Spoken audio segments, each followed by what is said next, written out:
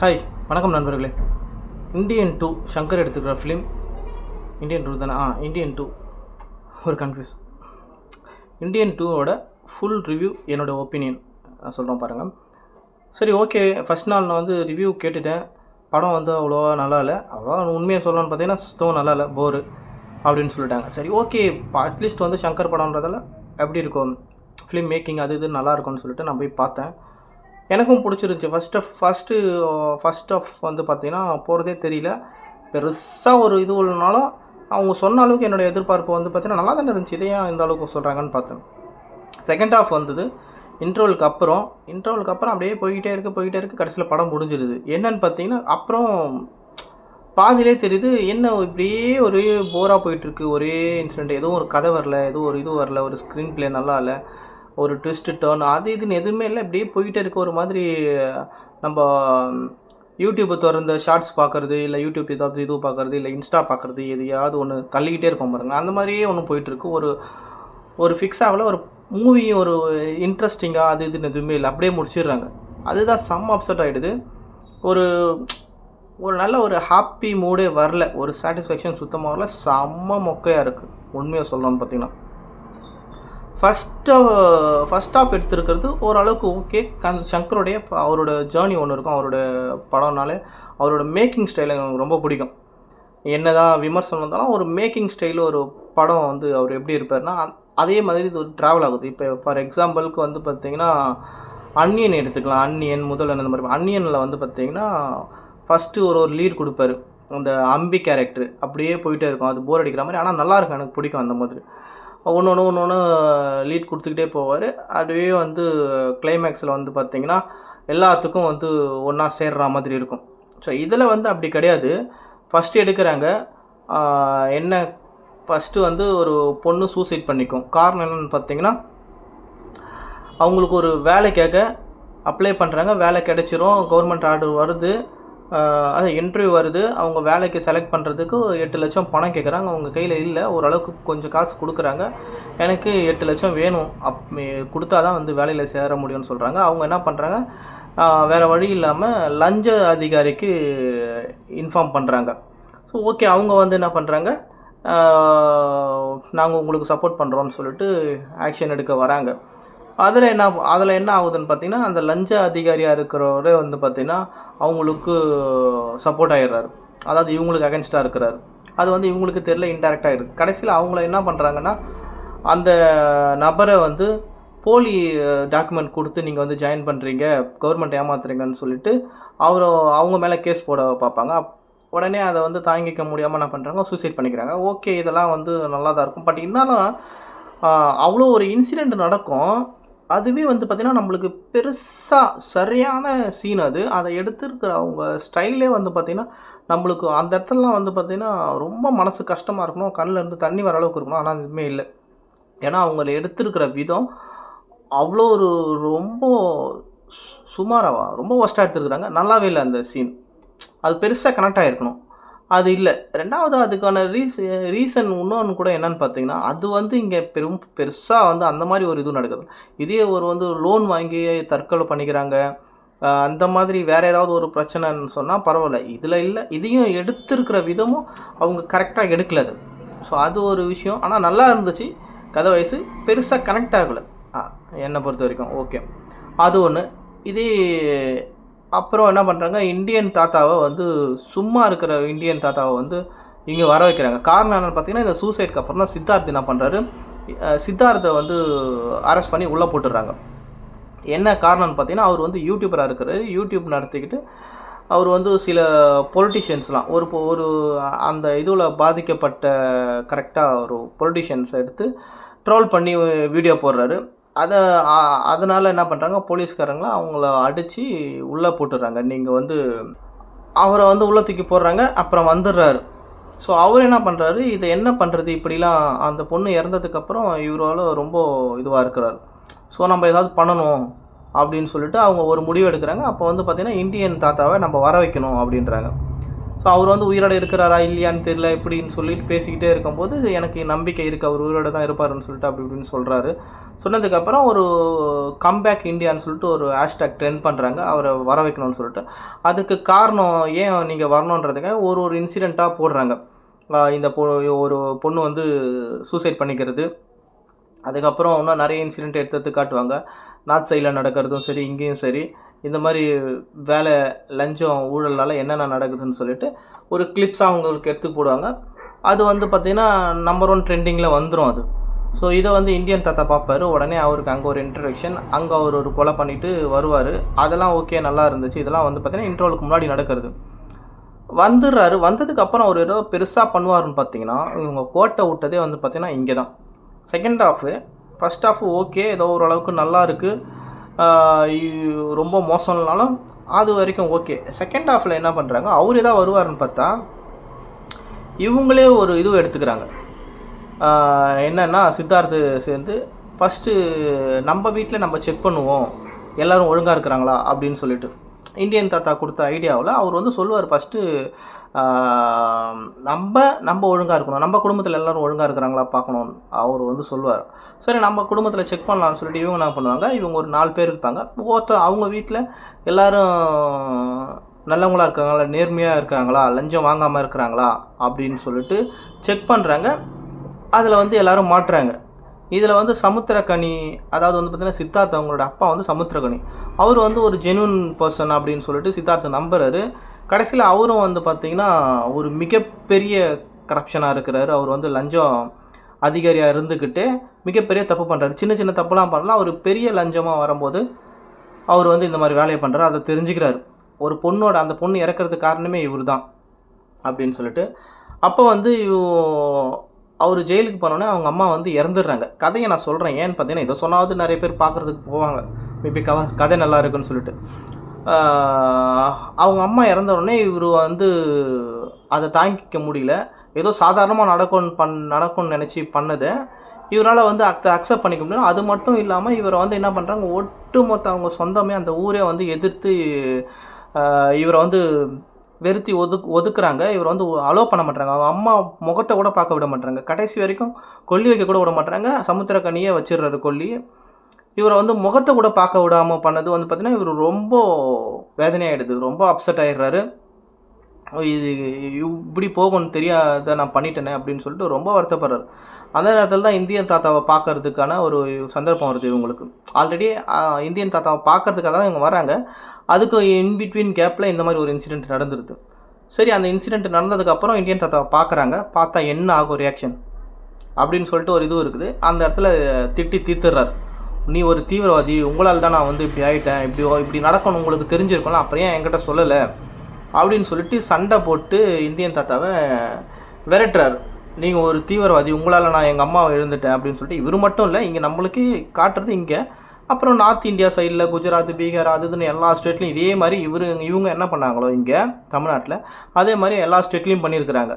அவங்க எல்லாருக்குமே இந்த மாதிரி ஒரு இன்சிடெண்ட் நடந்திருக்கு. ஃபேமிலியில் ஏதோ ஒரு விஷயத்தில் அவங்க வந்து இறந்துறதோ இல்லை வந்து இவங்களை வீட்டில் சேர்த்துக்காமல் இருக்கிறதோ இந்த மாதிரி ரொம்ப நடக்கும். அவங்க என்ன பண்ணியிருக்காங்க, அந்த துக்கத்தை தாங்க முடியல. ஸோ இதுக்கு வந்து இவங்க கரப்ஷனே பண்ணிட்டு போயிடலாமே, நம்ம ஏன் அனாதியாகணும்னு சொல்லிட்டு அவங்க மனநலில் வந்துடுறாங்க.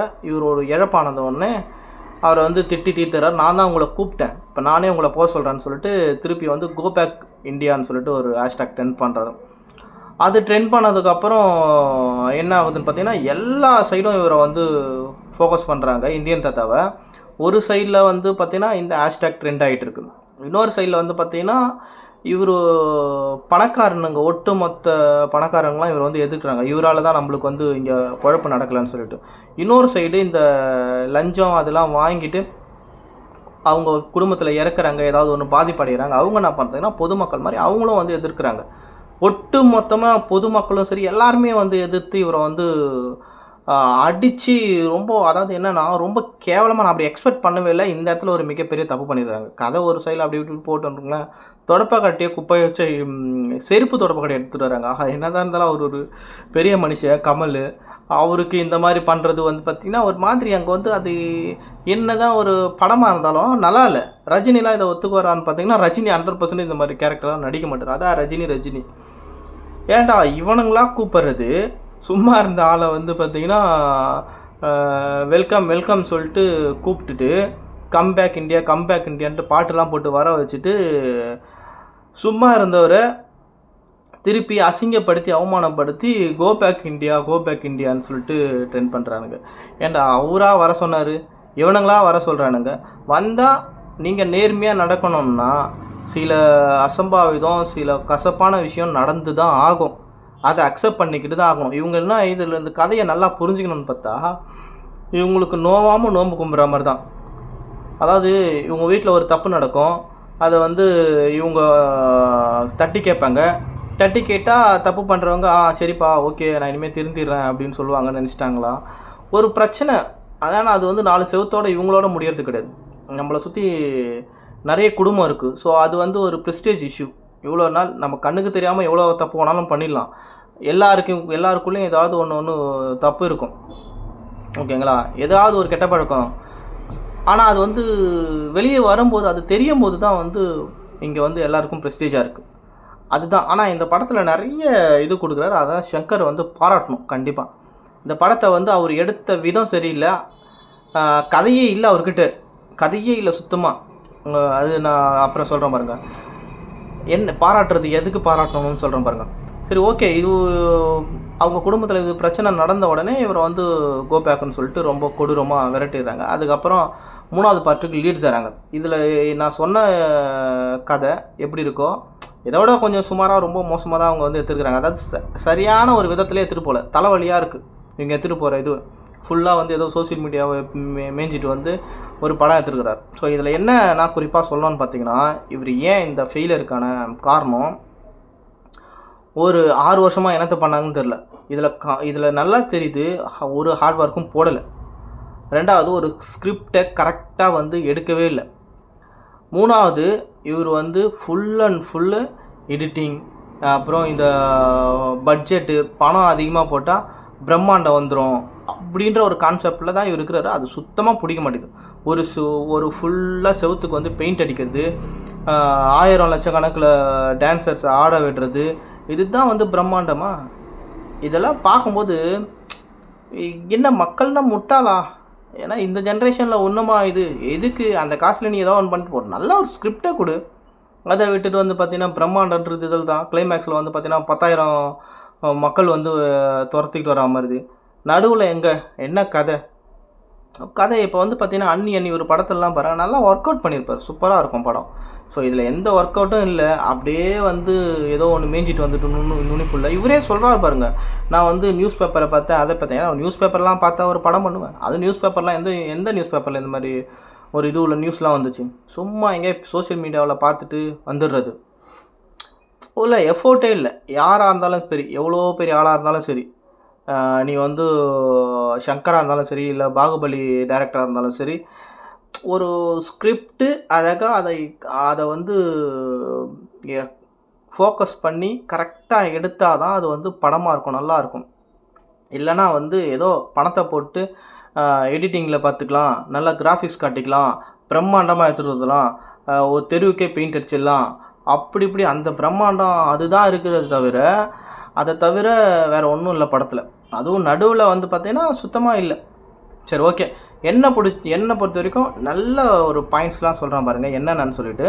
அது வந்து எனக்கு ஃபஸ்ட்டு ஷார்ட்லேயே ஒருத்தன் வந்து யூரின் போகிறான் ரோட் பிளாட்ஃபார்மில். அதில் வந்து ஒரு நல்ல ஒரு டைலாக் வரும், யூரின் போகிறான், அதை வந்து சேர்த்தடிச்சிருவார். ஐயா பேர் வாயில் வர மாதிரி சஞ்சயா, சாரி. ஃபஸ்ட்டு ஷாட்டில் யூரின் போவான் ஒருத்தவன். யூரின் போனோடனே அவன் மேலே வந்து சேர்த்து அடிச்சிருவான் ஜெகன் சேர்த்து அடித்த உடனே அவன் வந்து பார்த்து போடான்னு சொல்லுவான். இவர் வந்து திருப்பி வந்து பாத்ரூமில் போடான்னு சொல்லுவார். ஸோ எனக்கு இந்த சீன் வந்து ரொம்ப ரொம்ப பிடிச்சிது. ஏன்னா இது என்னை பொறுத்த வரைக்கும் ரொம்ப நாளாக உறுத்திக்கிட்டு இருந்த ஒரு விஷயம், இரிட்டேட்டாக ஆகும். ஸோ எனக்கும் இதை வந்து ஒரு ஜென்ஸ் யாரும் கடந்து வராமல் இருந்திருக்க மாட்டாங்க, எல்லாருக்குமே இந்த பிரச்சனை இருக்கும். ஆனால் நான் என்ன எப்போ ஒரு கட்டத்தில் யோசித்தேன்னா, ஈவன் நம்ம வந்து எங்கேயாவது ரோட்டில் இந்த மாதிரி பிளாட்ஃபார்மில் இந்த மாதிரி பாத்ரூம் பொண்ணுங்களுக்கும் இதே நிலமை தானே வரும். இப்போ அவங்க மட்டும் எந்த பொண்ணுங்களாவது அந்த மாதிரி ஒரு பிளாட்ஃபார்ம்லையோ அது இதுன்னு எங்கேயாவது போக முடியுமா? போவாங்களா? போயிருக்காங்களா? அவங்களுக்கும் அதே மானவ ரோஷம் எல்லாமே இருக்குதுல்ல. அதே மாதிரி பார்த்தீங்கன்னா அவங்களுக்கும் உணர்ச்சி அது இதுன்ட்டு இருக்குது. எல்லாம் கண்ட்ரோல் பண்ணிவிட்டு எங்கேயாவது ஒரு இடத்துல வீடோ இல்லை வந்து பார்த்தீங்கன்னா அந்த மாதிரி ஒரு இடத்துல தானே பாத்ரூம் போகிறது. ஏன்னா அது வந்து மானன்றது வந்து பார்த்திங்கன்னா 2 பேருக்குமே தான் இருக்கணும். ஸோ இது வந்து எனக்கு ரொம்ப நாளாக உறுத்திடுச்சு. பார்க்க எனக்கு கோவம் வரும். அதை வந்து சொன்னதால் நான் ரொம்ப நாளாக அது வந்து மைண்டில் இருந்ததால் அது எனக்கு ரொம்ப கனெக்ட் ஆகிடுச்சு. அதுக்கப்புறம் இந்த இந்த கதையில் என்னன்னு பார்த்தீங்கன்னா ஒரு விஷயம் அது நம்ம குடும்பத்துக்குன்னு வரும்போது சில இந்த மாதிரி ஒரு பிரச்சனைலாம் வரும் தெரிஞ்சால் அதை இது மாதிரிலாம் வரும்னு மேபி முன்னாடியே தெரிஞ்சிருந்தா நம்ம அப்போது அப்படியே விட்டுருப்பேனே, இப்படியே இருந்திருக்கலாமே அப்படின்னு சொல்கிறது. ஸோ ஒருத்தவங்களுக்குள்ளும் அந்த உணர்வு வரணும். இப்போ ஃபஸ்ட்டு இந்த லஞ்சம், ஊழல் இதெல்லாம் வந்து பார்த்திங்கன்னா இது வந்து ஒரு தப்பான ஒரு இது வந்து கில்ட்டியாக ஃபீல் பண்ணணும். அதை வந்து நம்ம நாட்டில் மட்டும்தான் அதை ஒரு திறமைன்னு காட்டிக்கிறாங்க. என்னால் முடியுது அப்படின்னு காட்டுறாங்க. என்னால் முடியுதுன்னா நீ வந்து உழைக்கிறது, சம்பாதிக்கிறது இது. ஆனால் எந்த ஒரு உழைப்பும் இல்லாமல் உன்னை ஒரு போஸ்டிங்கில் உட்கார வச்சுருப்பாங்க. போஸ்டிங்கில் உட்கார வச்சதுக்காக அந்த வேலையை நீ செய்யணும். ஆக்சுவலாக இப்போ ஒரு கான்ட்ராக்டோ ஏதோ ஒன்று வருது உங்கள்கிட்ட வந்து இது ஒரு ரெஜிஸ்ட்ரேஷன் அது இதுன்னு வருதுன்னா அதை பார்த்துக்கிறது, அதை கண்காணிக்கிறது அதுதான் உன் வேலை. ஆனால் அதுக்கே ஒன்று லஞ்சம் வாங்கும்போது ஒருத்தவங்க அதுக்கு லஞ்சம் வாங்குறதுன்னா அதாவது தப்பான ஒரு கணக்குக்கோ ஏதோ ஒன்று வரும்போது இல்லீகலாக ஒன்று பண்ணும்போது அதுக்கு வந்து ஃபேவராக நடந்துட்டால் உனக்கு ஒரு பணம், உனக்கு ஒரு வசதி வருது. அதை வந்து அந்த இதுவை வந்து யூஸ் பண்ணிக்கிறாங்க. அது எவ்வளோ ஒரு மோசமான விஷயம். இது வந்து இது எப்போ ஒழியும்னா எப்போ குறையும்னு பார்த்தீங்கன்னா இதை வந்து ஹைலைட் பண்ணணும். ஒரு மிகப்பெரிய இஷ்யூவாக இதை வந்து ஒரு அவமானமான ஒரு விஷயமாக கருதணும். ஒரு டிவி நியூஸு அது இதுன்னு சொல்லிட்டு பயங்கரமாக ஸ்ப்ரெட் பண்ணணும். அடுத்ததெல்லாம் ஏதாவது ஒன்று பண்ணால் ஒட்டுமொத்தவங்க பரம்பரைக்கே வந்து பார்த்திங்கன்னா இது வந்து பேரழிவு, ரொம்ப அவமானன்றதை காட்டணும். ஏன்னா சாதாரணமாக போயிடுறாங்க. ஸோ அந்த இடத்துல வந்து இது பெருசாக ஒரு குற்றமாகவே தெரிய மாட்டேங்குது. உனக்கு ஒரு சம்பளம் தராங்க, உனக்கு ஒரு போஸ்டிங் இருக்குது, உனக்கு ஒரு ஃபேமிலி எல்லாமே இருக்குது. எதுக்கு தேவைக்கு அப்பாற்பட்ட இவ்வளோ உழைச்சா அந்த சம்பளம் வரணும். அதுவும் உழைக்காத வர்றது கூட கீழே கடந்து வர்றது கூட பரவாயில்ல. ஒருத்தவங்க ஒரு இல்லீகலாக ஒரு காரியத்துக்கு துணை போயிட்டு அதில் ஒரு பணத்தை வாங்கி அதில் வாழணுமா அப்படின்றத ஒரு தெளிவாக நல்லா காட்டினா எனக்கு தெரிஞ்சு அந்த மாதிரி ஒரு படம் வரணும். அப்படி காட்டினா இப்போ வந்து கில்ட்டியாக ஃபீல் பண்ணணும். படத்தில் கூட அதை வந்து ஒரு பெருமையாக காட்டுற மாதிரி தான் ஒரு படம், சில படம்லாம் வந்திருக்கு. ஆனால் அது ரொம்ப இழிவாக காட்டினாங்கன்னா மேபி இது வந்து குறையிறதுக்கு நிறைய வாய்ப்பு இருக்குது. ஏன் இங்கெல்லாம் நடக்கிறது தானே இது. அதில் தேர்ட் பார்ட்டில் என்னத்தை காட்ட போகிறாங்கன்னு தெரில. ஓகே, நன்றி, வணக்கம் மக்களே.